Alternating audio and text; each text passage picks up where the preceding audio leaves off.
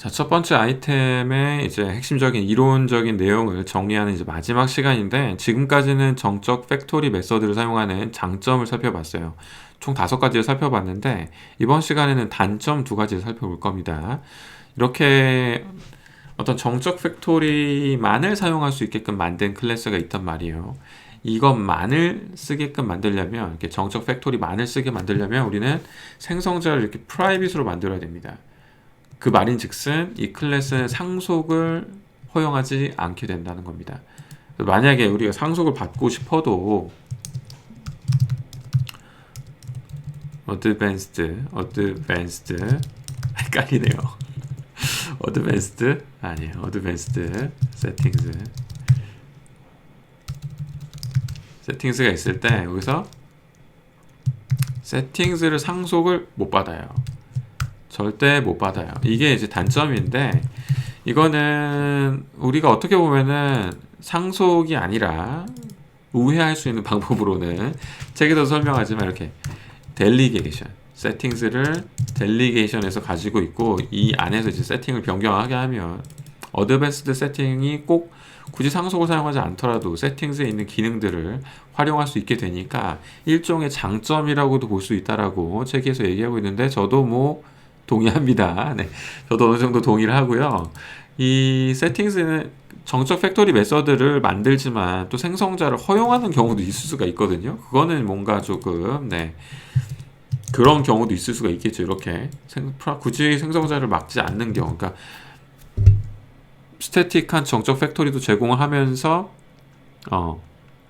뉴도 제공하는 경우도 있을 수 있어요. 가령 우리가 가장 쉽게 찾아볼 수 있는 예로는 리스트가 그렇지 않나요? 리스트. 우리가 자주 사용하는 이제 어레이 리스트는 이렇게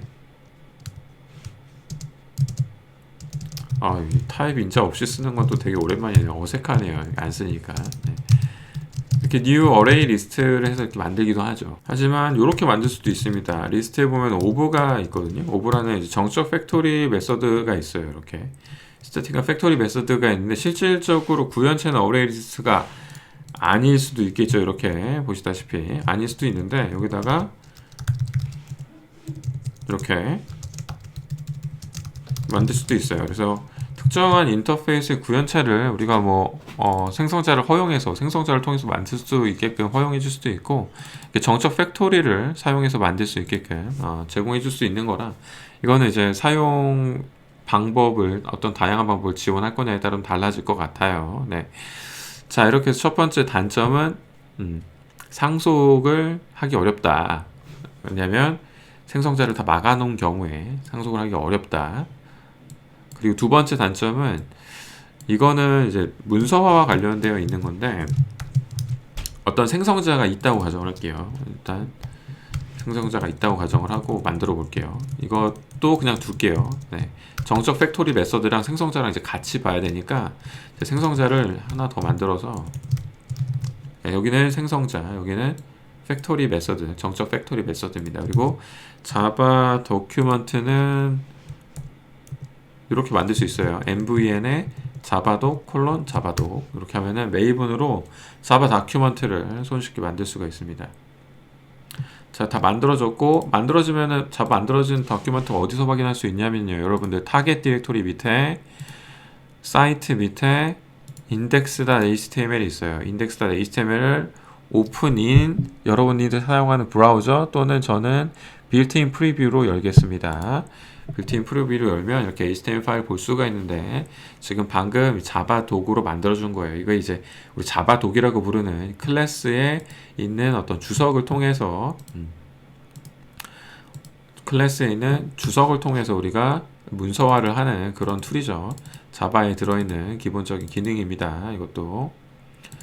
자, 여기서 세팅스를 찾아서 한번 보겠습니다. 세팅스를 찾아서 보면은 이렇게 컨스트럭터 같은 경우에는 딱 별도의 컬럼이 있어요. 이렇게. 그래서 굉장히 손쉽게 딱 눈에 들어옵니다. 얘는 이런 생성자를 사용해서 만들 수 있겠구나 라는 거를 파악할 수 있게끔. 물론 우리가 선언한 이 정적 팩토리 메서드도 이 메서드 부분에 들어가 있어요. 그런데 이제 생각을 해보세요.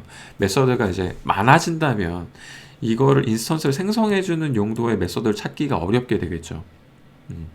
이제 그게 단점이라는 거예요. 그러니까 생성자를 제공하지 않고 정적 팩토리만 있다면 이 부분이 없을 거예요. 컨스트럭터 서머리가 없으니까 이 자바 도큐먼트를 읽는 사람들은 그럼 이 인스턴스는 어떻게 만드는 거지? 라고 이제 의아해할 수가 있겠죠. 그래서 책에서는 이제 흔히들 많이 사용하는 이제 네이밍 패턴을 제한하고 있는 겁니다.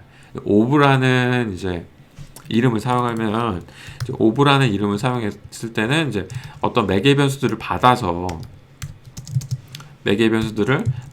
이제 뭔가를 만들 경우에는 이제 오브를 쓰자. 그래서 오브 또는 value 오브. 그 다음에 우리가 어떤 미리 만들어져 있는 인스턴스를 가져오는 경우에는 그냥 get 인스턴스. 그리고 또 그냥 인스턴스를 쓰자라고 제안을 하고 있는 거고요. 또 그 다음에 우리가 기존에 만들어 놓은 게 아니라 매번 이 팩토리 안에서 새로 만들 거라면 new instance 이렇게 뭐 create 뭐 이런 새로 뭔가 만든다는 느낌이 들어가 있는 단어들을 사용하자라는 게 있고요. 또 이렇게 아까 보셨다시피 어떤 본인이 아니라 어떤 그런 정적 팩토리를 가지고 있는 클래스가 자기 자신의 인스턴스를 만들어주는 게 아니라 지금 이런 것처럼 헬로 서비스 바깥에서 헬로 서비스를 만들어주는 경우라면 get 헬로 서비스 이렇게 앞에다 get을 붙여서 뒤에다가 만들어주는 이름을 명시하는 그러한 네이밍 패턴을 사용해서 우리가 메서드 서머리에서 손쉽게 좀 찾아볼 수 있게끔 그나마 우리가 스태틱 메서드랑 콘크리트 메서드를 구분해 줄 수 있는 이런 탭이 있으니까 스태틱 메서드 탭에서 좀 더 찾아줄 수 있겠죠. 그리고 사실 더 좋은 방법은 이것도 역시 책에서 소개하고 있지만 가장 좋은 방법은 제 생각에는 문서화를 하는 거예요. 문서화를 하는 겁니다. 제가 코드를 많이 망가뜨렸네요. 네. 자, 다시 문서화를 한 다음에 다시 볼게요. 문서화를 어떻게 하는 거냐면 세팅스 같은 경우에 자, 이 생성자를 지우면 이제 문서가 안 되고요. 그 다음에 여기서 이렇게 쓰는 거죠. 자, 이 클래스의 인스턴스는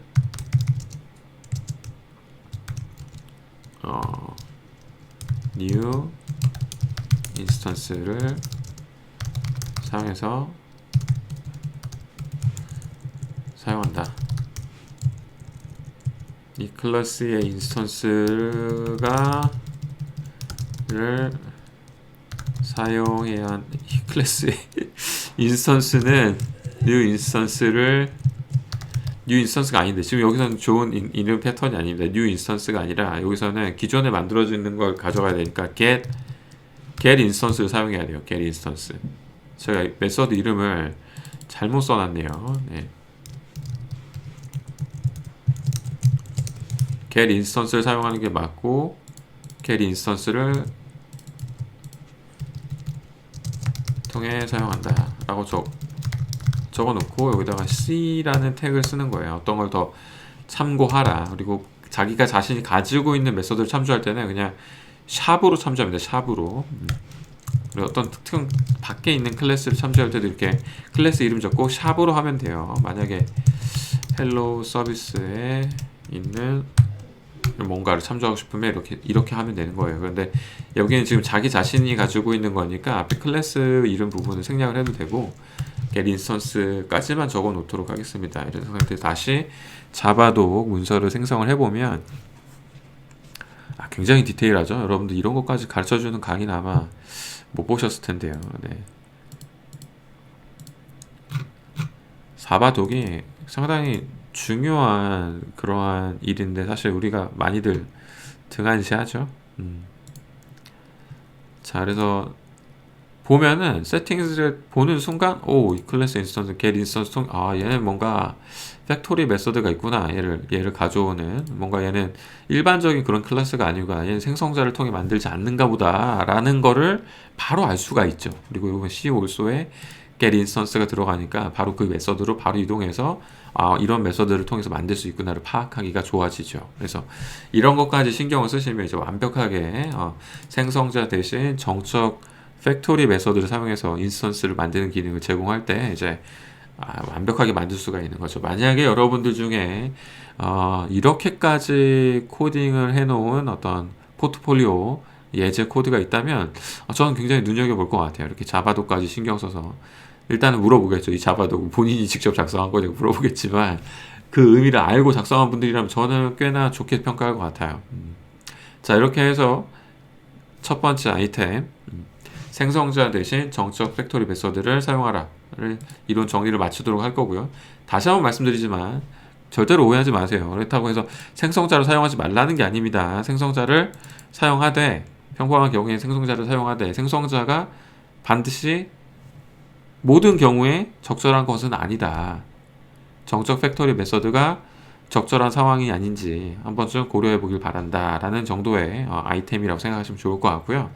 다음 시간에는 이 첫 번째 아이템을 조슈아 블러그가 이 저자분이 첫 번째 아이템을 설명하면서 굉장히 많은 개념들과 어려운 용어들과 기술들을 언급했는데 그 부분에 대해서 제가 다시 한번 짚어드리도록 하겠습니다.